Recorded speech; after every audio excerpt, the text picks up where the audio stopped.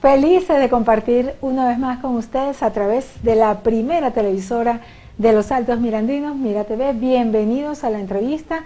Hoy estamos muy contentos en recibir a un gran amigo de esta casa.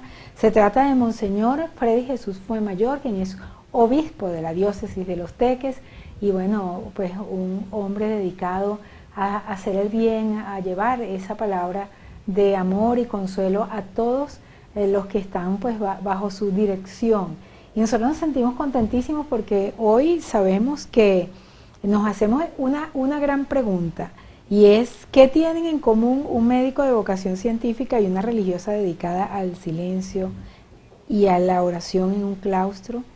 ¿Cómo es posible que dos vidas tan distintas lleguen al mismo altar de la santidad? Vamos a hablar de un tema que nos tiene muy contentos a los venezolanos, y es precisamente la pues elevación a los altares de dos venezolanos. La Iglesia Católica pues ha digamos instaurado una campaña que se llama Santos para Todos, la fe venezolana en camino hacia la canonización. Este es el tema que estaremos conversando y obviamente hablar de nuevo Papa con nuestro querido invitado, a quien damos la más cordial bienvenida. Monseñor, gracias por estar aquí. Muchas gracias, un saludo a la teleaudiencia. Con gran alegría y con mucho gusto he venido para participar de este programa.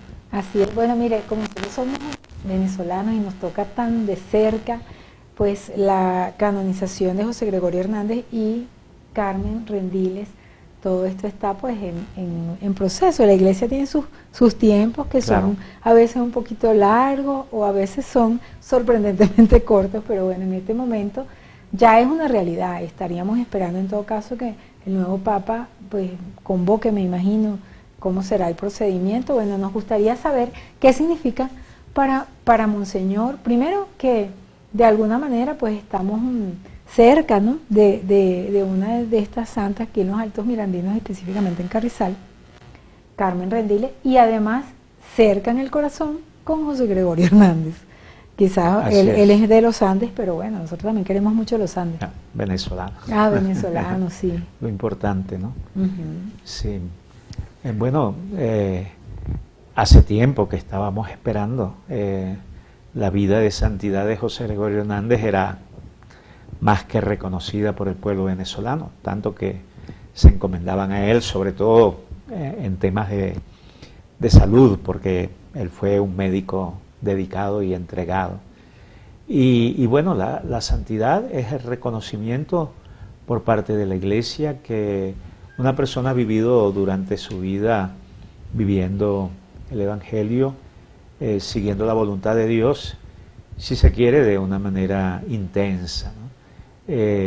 Podríamos decir extraordinaria, pero no me gusta mucho la palabra porque en realidad todos los cristianos estamos llamados a ser santos, es decir, la vida de santidad no es otra cosa sino la obediencia a las enseñanzas de Jesús, a su Evangelio, y la entrega en el amor a Dios sobre todas las cosas y al prójimo como a sí mismo. Es decir, que todos los cristianos, por ser bautizados, que nos hacemos cristianos, hijos de Dios, estamos llamados a vivir la santidad. Solo que algunos alcanzan una mayor perfección, ¿no?, y son reconocidos posteriormente por la Iglesia, porque de eso se trata cuando se habla de una beatificación primero y después una canonización. La Iglesia nos está diciendo: este cristiano, esta persona ciertamente está en el cielo gozando de la gloria eterna, porque eso no lo sabemos, ¿no? Claro. De hecho, nosotros rezamos siempre por nuestros difuntos, para que el Señor les haya abierto las puertas del cielo, ¿no? Cuando la Iglesia lo reconoce es porque da la certeza, debido a no solamente a la vida de santidad, sino a la demostración que hace por medio de los milagros, de que ciertamente Él tiene un cierto poder de intercesión que le permite conceder favores que vienen de Dios, por supuesto, a las personas que se dirigen a ellos para que haga esa intercesión, ¿no? Esto no afecta para nada lo que siempre decimos, que está en el Evangelio, que el único mediador entre Dios y los hombres como Salvador es Jesús, por supuesto, ¿no? Con su muerte en la cruz, el derramamiento de su sangre para el perdón de los pecados, su resurrección, Él que subió a los cielos y está sentado a la diestra del Padre, Él es el que intercede por nosotros en orden a la salvación. Pero los santos, las personas que tienen una vida santa, tienen, digamos, ese poder de interceder también ante Dios por nosotros. Eso está en la Biblia, ¿no? Moisés aún en vida, cuando el Señor se ponía muy bravo, muy furioso, porque el pueblo era muy desagradecido, lo había sacado de la esclavitud de Egipto, lo había llevado por el desierto y siempre exigiendo, y renegaban de Dios. Y entonces el Señor, aparece en la Biblia, quería destruirlos a veces. Entonces Moisés se ponía a orar, ¿no? Y ahí se demuestra que tenía, digamos, poder de intercesión. María, en el Evangelio, Jesús hace uno de sus primeros milagros, según el Evangelio de Juan, el primer milagro, el primer signo, que fue la conversión del agua en vino en aquella fiesta que se les había acabado el vino, por el poder de María, de intercesor de María, que Jesús no quería, le decía, mujer, pero si no ha llegado todavía mi hora, es decir, mi momento de comenzar con de mostrarme, de comenzar con mi obra salvadora. Apenas estaba comenzando su vida pública, ¿no? Y la mamá no le hizo mucho caso. Qué bonita la incidencia de la madre, ¿no? La mamá terca. La mamá no le hizo mucho caso, ¿no? Él le dijo eso así casi como bravo, ¿no? Por lo que se puede ver en el Evangelio. Y la mamá no le hizo mucho caso, le dijo, bueno, pongan el agua en las tinajas, llenen las tinajas de agua y hagan lo que les dice. Y entonces él se vio como obligado que la mamá... Haciéndole caso a la mamá. La mamá hizo que él pudiera hacer el primer milagro, ¿no? Entonces los milagros son de Dios. Ahora fíjese, primero, de acuerdo a lo que usted acaba de señalar, cualquier persona que sea bautizada puede llegar a ser santo. Claro. De acuerdo a sus acciones. Santo reconocido. Santo reconocido. Porque en realidad los santos de Dios son todos aquellos que gozan de la eternidad por haber creído en Jesús, por haber amado a Dios y amado al prójimo. Ahora, para ser reconocido, digamos que esa persona tiene que estar muerta y hacer milagros después de muerta. Claro. O sea, nunca la iglesia va a reconocer a alguien que esté vivo y haga milagros. No, de ninguna manera. Tal y qué sé yo. Pero hay santos que en vida hacen milagros. Ajá. Tenemos la historia de la iglesia llena de cantidad. Pero en ese momento no. Empezando por los apóstoles. Después que se mueren es que... pero empezando por los apóstoles. Claro. Los apóstoles hacían los mismos milagros que hacía Jesús. Ajá. Dicen los hechos de los apóstoles, ¿no?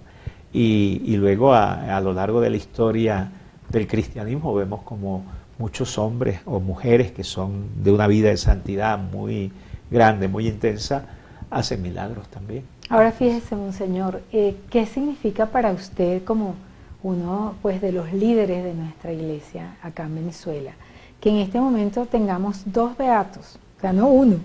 ¿Qué significa para ustedes? Bueno, los beatos todavía son más, porque está la Madre María de San José. Ajá. Y está la Madre Candelaria de San José. Pero bueno, estos ya están convocados. Los beatos hasta ahora eran 4. Okay. Pero beato es un primer estado de reconocimiento por parte de la Iglesia de la santidad de una que en Venezuela persona. Está la Madre María de San José, la Madre Carmen Rendiles, José Gregorio Hernández, ¿quién más? Y la Madre Candelaria de San José, que es de las hermanas carmelitas. Okay. Pero ahora han sido canonizados para que sea inscrito, como se dice en el canon, en el libro de los santos, a 2 de ellos. ¿Eso significa canonizar? ¿Que se escriba en el libro de los santos? Bueno, es como, digamos, la ordenación que hace el Papa cuando dice que escribas en el libro de los santos. ¿Sí? O sea, es un reconocimiento, ¿no? Pero es una manera de decirlo, ¿no? De manera pues que son reconocidos por la Iglesia con la autoridad del Papa, del pastor universal de la Iglesia, como santos. El único que puede nombrar santos es el Papa. Sí, pero eso se hace bajo un expediente, ¿no? De investigación. Claro, todo. O sea, cualquiera puede participar en la investigación. Sí. Pero el que, digamos que da el título, otorga, pues, vamos a decir. Sí, porque Papa. Hay sus peritos, por ejemplo, los peritos médicos, en cuanto se refiere a los milagros. y hay también todos aquellos que examinan toda la vida del Me imagino santo, que de será la un santa. equipo multidisciplinario. Uy, sí, un claro. gentío. Es un dicasterio completo dedicado a eso. El dicasterio, que así se llaman ahora las congregaciones, Ajá. el dicasterio de la causa de los santos. Para hacer esas investigaciones. Solamente para eso. ¿Y cuántos milagros deberían corroborarse para que una persona pueda ser determinada como santo? Son 2 milagros. ¿Dos? 2, sí. 2 milagros. ¿Qué tal? Sí, sí, sí. De hecho, con la Madre Carmen Rendiles, no conozco mucho los detalles del segundo milagro, pero con relación a José Gregorio Hernández, el Papa, debido a las circunstancias de la vida de José Gregorio Hernández y de la certeza de que verdaderamente tuvo una vida de santidad, ¿cómo se llama? Hace pasar por alto el segundo milagro. ¿Cómo se llama eso? La palabra ahorita en este momento no me viene, pero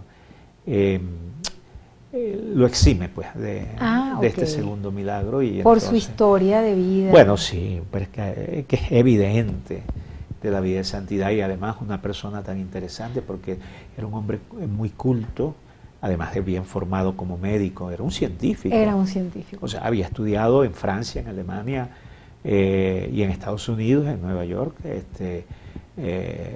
posgrados de medicina, como dirían ahora, ¿no?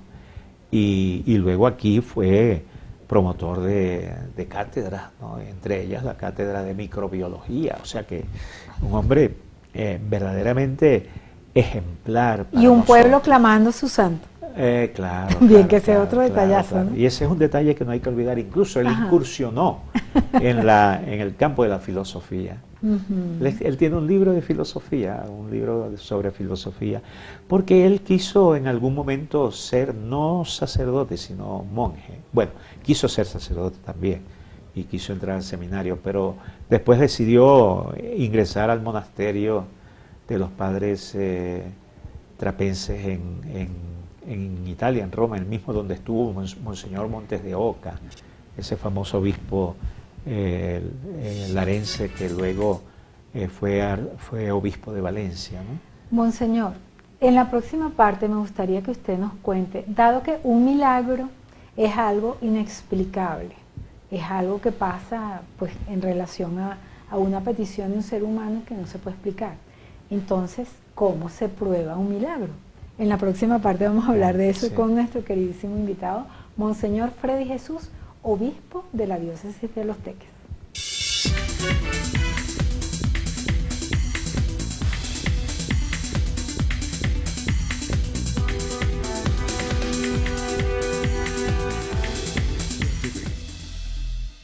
Continuamos conversando con Monseñor Freddy Jesús Fuenmayor, nuestro queridísimo obispo de la diócesis de Los Teques, con quien nos encanta conversar. Creo que tenemos unos cuantos años, Monseñor, hablando en este mismo espacio, y usted siempre ha tenido la gentileza de aceptar nuestra invitación. Siempre que veo a Monseñor, le digo a Monseñor, tiene que venir más a menudo para que nos comente, para hablar tantos temas de tanto interés, y además pues saber que Monseñor es un hombre que se ha preocupado muchísimo de tener una gran cultura general, que en realidad es súper divertido para nosotros y muy grato conversar con Monseñor. Y bueno, quedamos pendientes para analizar con nuestro invitado acerca del tema de los milagros. El milagro se supone que es algo inexplicable, o sea, ¿qué pasó aquí? Pero sin embargo hay que probar que una persona hizo un milagro para que pueda ser aceptado como santo en la iglesia. ¿Cómo pasa eso? Es muy riguroso, sí, porque hay una comisión médica y después una comisión teológica que ya está compuesta por digamos, generalmente por clérigos, ¿no? Pero la comisión médica son médicos que con una rigurosidad, algunos de ellos hasta partiendo de los principios científicos y de una puesta en duda de que ese milagro pueda haber ocurrido. Pero se llega un momento en que la conclusión es que no hay manera de explicar la sanación de una persona.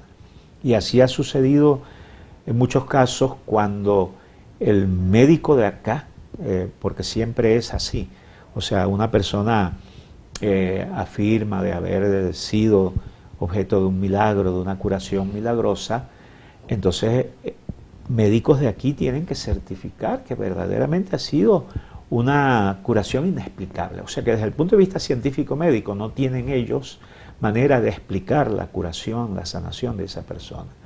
Ellos eso lo envía, digamos, la vicepostulación, que es aquí la oficina que se encarga de la postulación de cada uno de los que son candidatos, ¿no?, a ser beatos o a ser santos. Y entonces esa vicepostulación envía los recaudos a Roma, y en Roma lo analiza una comisión médica que es rigurosísima, y luego en la comisión teológica pues se reciben los resultados, y entonces ya es un poco como más fácil, más expedito, pero no deja de ser también difícil. Generalmente nosotros no conocemos los pormenores de lo que allí se dice, ¿no? Pero ciertamente en todo el proceso, no solo médico, sino también el teológico, de parte de la iglesia, pues, como tal, ¿no? Aunque los médicos también son parte de la iglesia, pues son muchos de ellos cristianos. A veces hasta consultan médicos que son medio agnósticos, pero generalmente existe lo que llaman el abogado del diablo. De ahí viene el nombre, abogado del diablo. Siempre hay uno que tiene que estar poniendo objeciones. No, pero esta objeción, no, pero esto. Y si llega a superarse en todo el proceso, en todo el expediente, ese problema de las escepticismo, pues, claro. Exacto, entonces se reconoce después ahí el veredicto, y el Papa pues ahora, confirma, ¿no? Que hay otra carita de la moneda súper interesante. Bueno, Jesús dijo, el que cree en mí vivirá para siempre, ¿no? Y está esa otra cara de la moneda, que es la persona curada, que debería estar investida de la fe y de creer que efectivamente, o sea, esa es otra cara de la moneda. La persona debe tener fe para ser objeto de un milagro. Eso es un requisito indispensable. O sea, ¿no? que esté la persona confesa así, creyendo efectivamente, mira, me curó mi fe en Dios. Pero los misterios de Dios a veces son también sorpresivos. De pronto hay una persona es curar a alguien que no crea nada. Bueno, pero algún rinconcito de fe seguramente tendría, pero también ha habido milagros que han sido objeto de personas que al principio no creían mucho y tal, pero sí, la fe es algo indispensable. En el Evangelio está claro, Jesús no hacía milagros si no veía fe. O sea, él cuando veía una persona que se acercaba con fe, le decía, tu fe te ha curado, vete tranquilo, vete tranquila, que tu fe te ha sanado. Pero claro, si no ve la fe, si ve más bien una actitud desafiante, una exigencia, por supuesto que es difícil que ahí Dios meta su mano, ¿no? Súper interesante. Monseñor, sí. Y hablando de fe, ¿cómo ha visto en su diócesis, pues, la evolución o la fuerza que ha tomado esa devoción y esa cercanía con la iglesia y esa puesta, pues, ya en corazón y en alma y en acción de las personas que forman parte de la iglesia, con el estímulo que pudiese ser el hecho que José Gregorio Hernández y la Madre Carmen Rendiles estén en este proceso ya de canonización? Bueno, o sea, la gente tiene más fe, más participación. La gente, por supuesto, y con la orientación también de parte de la iglesia, despierta, se trata de despertar en la gente el deseo de emprender un camino de fidelidad al Señor, un camino de vida cristiana, un camino de arrepentimiento de las cosas que ha hecho mal, porque al fin y al cabo el mensaje cristiano es un mensaje de llamado a la conversión, de convertirse del pecado, del propio pecado, y emprender un camino de obediencia a la voluntad de Dios, que está expresada, por supuesto, en las enseñanzas de Jesús, que la iglesia toma, en la fe que se le enseña. Y bueno, esa es la vida cristiana, ¿no? Una respuesta a la llamada que Dios nos hace a vivir la vida de Dios. Es lo que se llama la vida divina, ¿no? A participar de esa vida divina que Jesús resucitado nos nos ha traído y comunicado a través de su Espíritu Santo, ¿no? Y precisamente también la Iglesia, en el marco pues de estas canonizaciones, ha instaurado el lema Santos para Todos. ¿Qué significa para ustedes? Bueno, sobre todo con la figura de José Gregorio Hernández, se quería también subrayar el hecho de que la popularidad de José Gregorio Hernández era inmensa, ¿no? Aún en gente que no era como muy practicante, muy creyente, y en ese sentido pues José Gregorio Hernández, ahora San José Gregorio Hernández, lo podemos llamar así desde el momento en que se celebre la Eucaristía, la ceremonia de canonización, se presenta como modelo de vida cristiana para cada uno. O sea, cada uno de nosotros, todos podemos llegar a ser santos, no en el sentido de que nos reconozcan después como santos, sino que vivamos una vida cristiana en el amor a Dios y en el amor al prójimo, porque ese es el mandamiento fundamental de la enseñanza, claro, que si Jesús no ama a nos ha Dios venido no a se traer. porta mal, si ama al prójimo no hace daño tampoco. Exactamente, y eso no solamente de Jesús, el Antiguo Testamento, que prepara la venida del Mesías, del Salvador, está lleno de enseñanzas en las cuales siempre se habla del amor a Dios y del amor al prójimo. El amor a Dios y relacionado con el amor al prójimo. Ahora, cuando se convoque el evento de José Gregorio Hernández y la madre Carmen Rendiles, eso va a ser en Roma. ¿Qué hace la iglesia venezolana? ¿Cuál es el rol? Eso va a ser en Roma, sí. ¿Cómo se hace todo eso? Se supone que todo aquel que pueda, bueno, en estos tiempos montarse difíciles, un avión y ir para Roma. En estos tiempos difíciles no es tan fácil viajar, ¿no? Y entonces no podemos tener la esperanza de que una multitud de venezolanos asistan a la celebración, pero sería lo ideal que el que pudiera asistir, asistiera. Ciertamente irá una representación de los pastores de la iglesia, ¿no? De los obispos. Me imagino que todos aspiraremos ahí, pero a veces no se puede, pero entonces por las circunstancias o lo que sea. Pero allí está la invitación, por eso estamos deseosos de saber la fecha. ¿Cuándo sí. será? Mientras tanto seguiremos hablando. Ya pronto, porque eso es una decisión también del Papa, ya pronto seguramente en las primeras reuniones que hagan con el Papa, el dicasterio de las causas de los santos, presentarán ellos ya la aprobación de la canonización por parte del Papa Francisco, y entonces ya será la agenda de la Y aquí en Venezuela, me imagino que la iglesia hará eventos, actos. Sí, claro, sí. Hará lo mejor posible para celebrar. Y será una transmisión que imagino participará todos los medios de Venezuela, ¿no? Porque es algo de interés nacional, pues, ¿no? Para todos.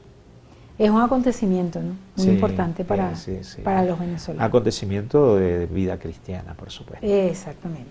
Ahora, fíjese que me gustaría hacer un abreboca, pero quiero comprometer a nuestro invitado, Monseñor, a que asista nuevamente a nuestro espacio para hablar un poco acerca de nuestro nuevo Papa. Pues una elección diferente, que quizás mucha gente no se planteaba que iba a ser precisamente él, pero tiene un gran vínculo con, digamos, con la idea latinoamericana, sí, con la idea inclusive de estos pueblos de Sudamérica, y también obviamente con Estados Unidos.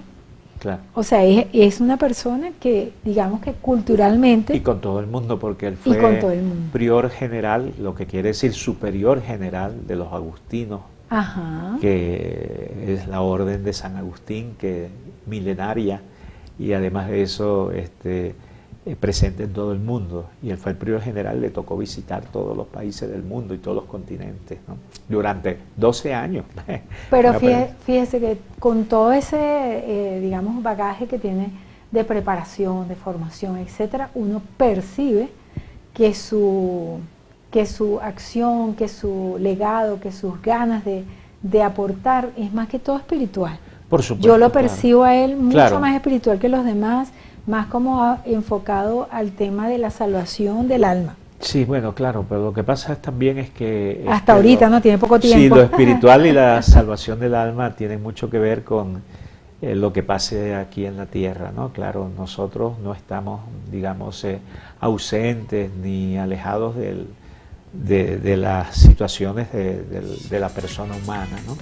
y por eso la preocupación por las guerras, por las divisiones, por la pobreza, que ya lo ha manifestado también, es una preocupación fundamental. Y su rol de jefe de Estado, ¿no? Obvio, sí, de un bueno, Estado. pero eso es lo menos quizás que es simplemente algo instrumental, ¿no? Pero era como decía, como lo dijo, creo que fue Stalin, o no me acuerdo si fue Hitler o Stalin, que cuando le preguntaron que el Vaticano no estaba de acuerdo, etcétera, ¿y cuántas divisiones tiene el Vaticano, ¿no?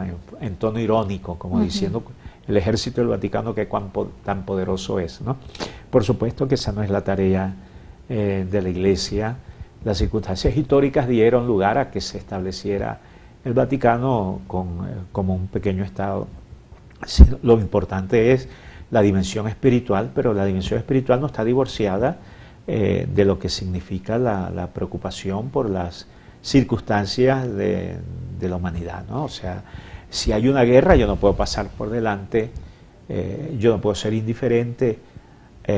Por supuesto que hay un bombardeo donde mueran niños, mujeres, claro, gente inocente. Uno no puede ser indiferente a eso. Uno no puede ser indiferente ante la pobreza. Monseñor, ya para finalizar, sí, nos gustaría, por favor, que nos dé una última recomendación para prepararnos para lo que viene con José Gregorio Hernández y la Madre Carmen Rendiles, y además aprovechar esta oportunidad que siempre le pido que nos dé su bendición. Sí, cómo no. Bueno, rapidito simplemente decirles, y comienzo con esa parte espiritual que decías del Papa León XIV, ¿no? Él ha comenzado a hablar poniendo como centro a Jesucristo, ¿no? Poniéndolo a Él como centro y hablando enseguida del amor, ¿no? Bueno, eso es lo que se trata también con esta canonización de estos dos beatos, de la Madre Carmen Rendiles y de José Gregorio Hernández, que sea una oportunidad para nosotros de acercarnos más a Jesucristo, de aumentar nuestra fe en Él y de vivir según las enseñanzas y según el amor de Dios. El amor de Cristo es el amor que nos impulsa a amar también a los demás. Entonces, creo que aprovechemos esta circunstancia que es de una profunda espiritualidad para que esta canonización nos ayude a nosotros, a cada uno de nosotros, a preguntarnos sobre el sentido de nuestra vida y de nuestra existencia y de nuestra fe. Y la bendición, Padre. Y que la bendición de Dios Todopoderoso, amén, Padre, Hijo y Espíritu Santo descienda sobre todos ustedes, sobre sus hogares, sobre todo lo que hagan y sus ambientes. Amén. Amén, gracias. Bueno, tiene el compromiso de regresar para hablar un poquito más acerca de nuestro nuevo Papa. Y sí, bueno, sobre el Papa. Sí. Y saber cuáles son los lineamientos. Y ya habrá material. Ya habrá mucho ya habrá más material. Así es. Aunque ya está delineando su... Sí. Muchísimas gracias, Monseñor, por venir y acompañarnos a ustedes, nuestros queridos televidentes. A nombre de nuestro director Antonio Brantes, y quien tuvo el inmenso placer de conversar con ustedes, Daisy Oropesa, nos despedimos. Hasta la próxima.